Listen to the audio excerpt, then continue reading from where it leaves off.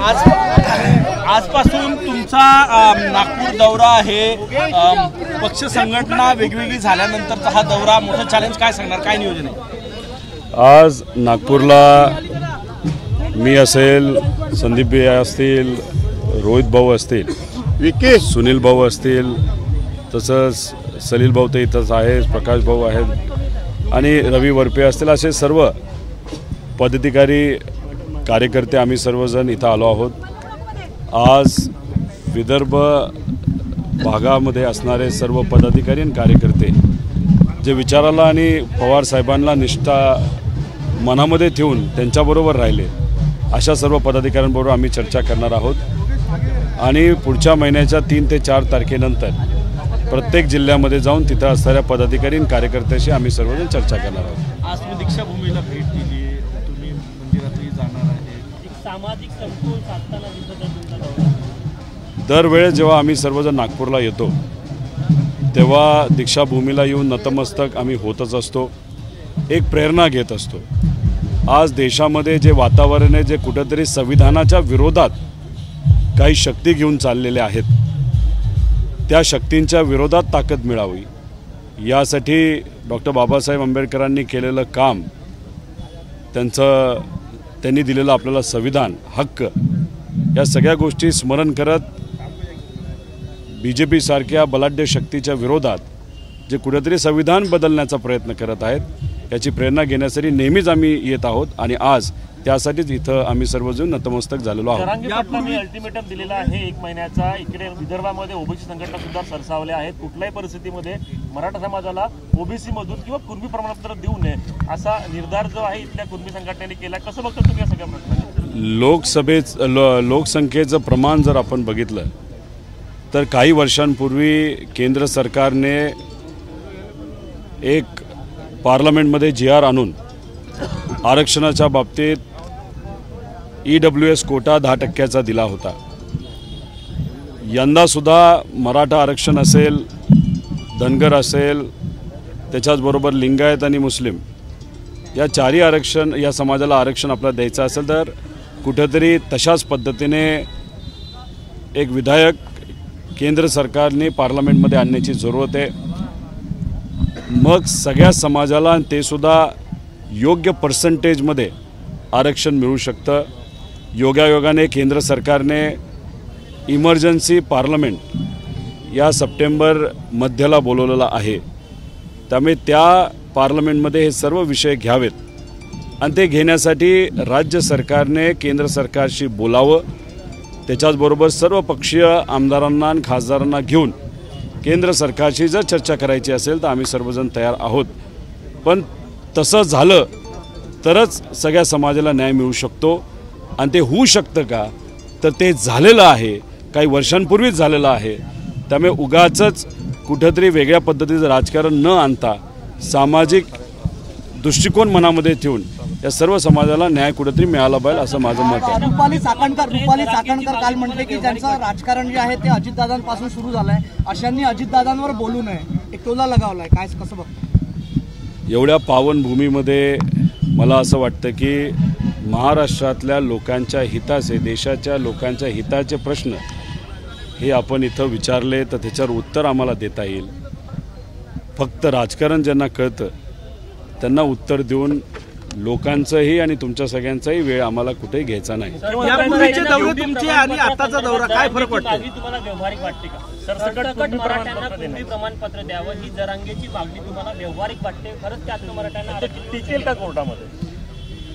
कसं आहे, तुम्ही भाजपच्या बाबतीत जर बघितलं, जेव्हा राजकीय ओबीसी आरक्षणाचा प्रश्न या देशामध्ये उद्भवला होता आणि राज्याच्या बाबतीत बोलायचं झालं तर भाजपचेच काही कार्यकर्ते ओबीसी आरक्षणाच्या विरोधात कोर्टात गेले होते आणि त्यामुळे ज्या इलेक्शन, महानगरपालिका असू द्या, जिल्हा परिषद असू द्या, पंचायत समिती असू द्या, तर नगर परिषद असू द्या, ह्या सर्व इलेक्शन कुठेतरी रखडल्या। त्यामुळे सामान्य लोकांचं अडचण तिथं आली। मराठा समाजाच्या बाबतीत बोलायचं झालं तर तिथे सुद्धा अनेक भाजपचे नेते, कार्यकर्ते मराठा समाजाला आरक्षण देऊ नये यासाठी कोर्टात गेलेले आहेत। आमचा प्रश्न आणि आमचा विषय एकच आहे की भाजप नेहमी दुटप्पी भूमिका घेत असते। महाराष्ट्रामध्ये असताना धनगर आरक्षण मिळालं पाहिजे असं ते बोलतात आणि केंद्रामध्ये हा प्रश्न मार्गी लावू शकतो, तिथं इतर राज्याचे जे भाजपचे नेते ते धनगर आरक्षणाला विरोध करतात। त्यामुळे वेगळ्या लेवलला वेगळ्या समाजाचं जे आरक्षण आहे ते अडचणीत आणण्याचा प्रयत्न हा भाजपने नेहमीच केलेला आहे आणि आपल्या सर्वांना माहिती आहे की भाजप नेहमीच पूर्वीपासून आरक्षणाच्या विरोधात आहे। आज मराठा समाजाला जर आरक्षण आपल्याला द्यायचं असेल आणि हा प्रश्न कायमस्वरूपी जर सोडवायचा असेल तर आम्हा सर्वांना असं वाटतं की पार्लमेंटमध्ये या येणाऱ्या पार्लमेंटमध्ये सरसकट 16% आरक्षण हे इतर समाजाच्या आरक्षणाला न्याय देत आपल्याला अतिरिक्त आरक्षण हे मराठा समाजाला देता येऊ शकतं, कारण की दिलेलं गेलेलं आहे।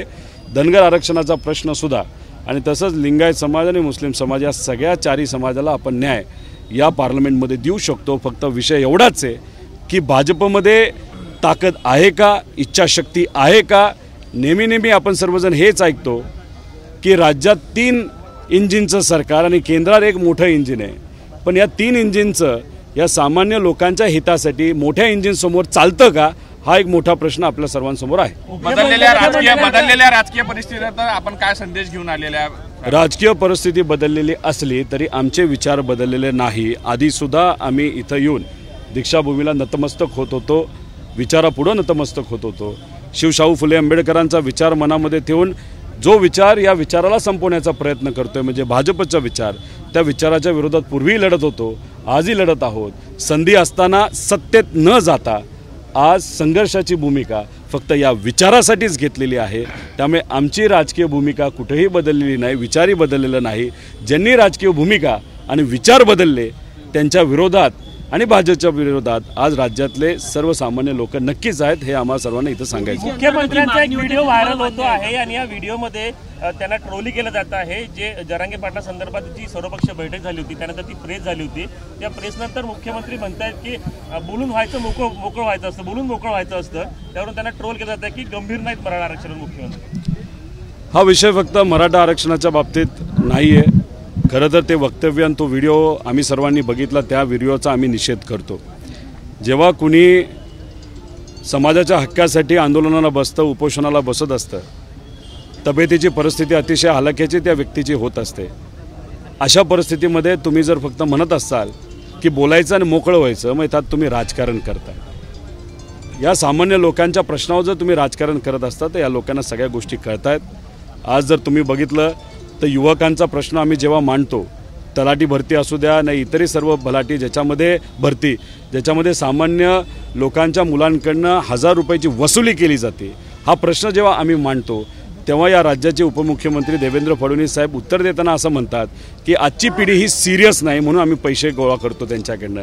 म्हणजे ह्या ज्या सगळ्या गोष्टी आहेत, तुम्ही प्रेस कॉन्फरन्समध्ये आरक्षणाचा विषय हाताळत असताना सिरियस नसता, त्याच्याचबरोबर तुम्ही युवकांच्या बाबतीतला प्रश्न हाताळत असताना सिरियस नसता, कपाशीच्या बाबतीतला प्रश्न सोडवत असताना तुम्ही सिरियस नसता, आज दुष्काळाचा प्रश्न अख्ख्या राज्यामध्ये तेव्हा तुम्ही सिरियस नसता। पण हो, पदं कुठली मिळवायची, मुख्यमंत्री पद कुठलं कोणाला मिळालं पाहिजे, त्याच्याचबरोबर उपमुख्यमंत्री आणि इतर पदं आणि जे काही वेगळे ज्या संघटना असतील त्याला आपल्याला कुठंतरी एखादं पद आपल्या कार्यकर्त्याला कसं देता येईल यासाठीच फक्त हे विचार करतात, त्या बाबतीतच हे सिरियस आहेत।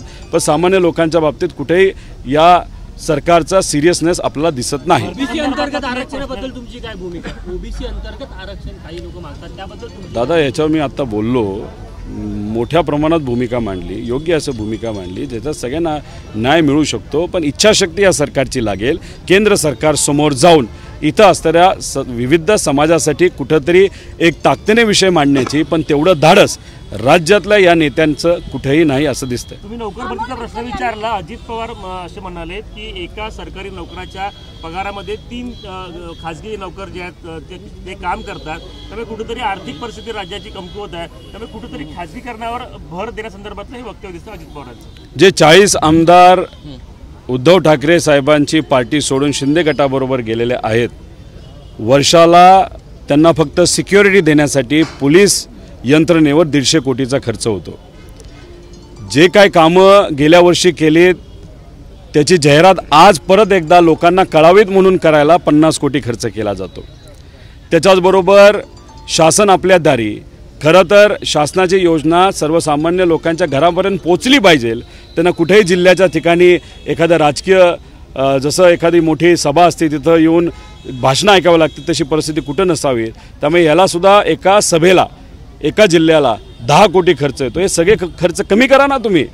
आणि मग म्हणत असताना मग कदाचित पुढे जाऊन तुम्ही असं म्हणाल की आजचे नेते, राजकीय नेते हे राज्य सांभाळायला सक्षम नाहीत आणि मग राज्य चालवायचं असेल तर एका मोठ्या प्रायव्हेट कंपनीला आपण देऊ आणि आपण नेते म्हणून फक्त राजकारण करू, असेही काही लोक म्हणायला उद्या तयार असतील. त्यामुळे या गोष्टी योग्य नाही. अभ्यास करत असताना एफिशियन्सीवर काम आपण नक्कीच केलं पाहिजे, पण भरतीसुद्धा तेवढीच झाली पाहिजे. आज 30 लाख मुलं मुली सरकारी यंत्रणेमध्ये त्यांना कुठेतरी संधी मिळावी, नोकर भरती व्हावी यासाठी ते प्रयत्न करत आहेत. या सर्व 30 लाख मुलांची चेष्टा केल्यासारखं आहे कॉन्ट्रॅक्ट भरतीच्या बाबतीत बोलून. दादा वेगळे झाल्यानंतर संघटन उभं करण्याचं विदर्भात मोठं चॅलेंज आहे का? कारण की यापूर्वी मागच्या वेळेस 6 आमदार तुमचे निवडून आले होते. 2014ला फक्त 1 आमदार होता विदर्भात.